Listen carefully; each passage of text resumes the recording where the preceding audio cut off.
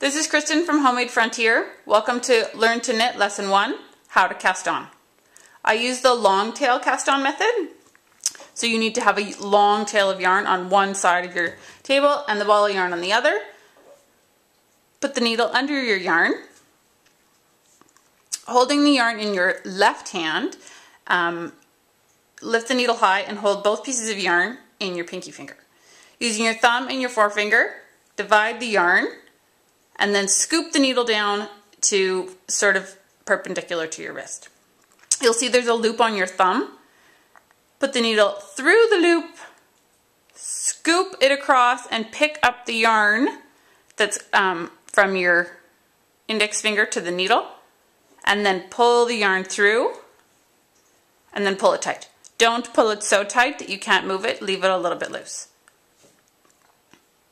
Continue like so.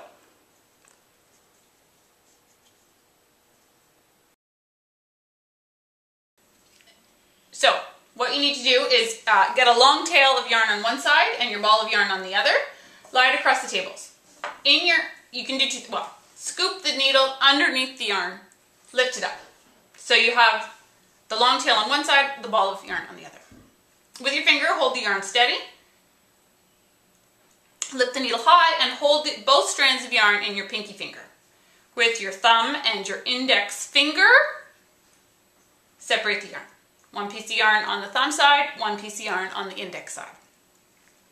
Still keeping the yarn steady with your finger, swing the needle down so it's almost lying parallel with your wrist. On your thumb, you'll see you made a loop on your thumb.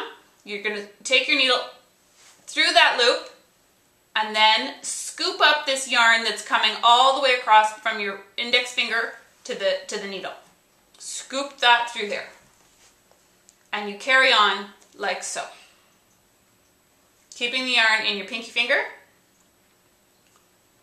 separating the yarn, scooping the needle through the loop on your thumb, and bringing through the yarn. And there you go. The trick to the long tail cast on is that you have enough yarn on the long tail side. Because if you are casting on an extraordinary number of stitches, there is nothing worse than getting to the end of your long tail and realizing you still have, 4 more stitches to cast on. The only solution for that is ripping it out and starting again.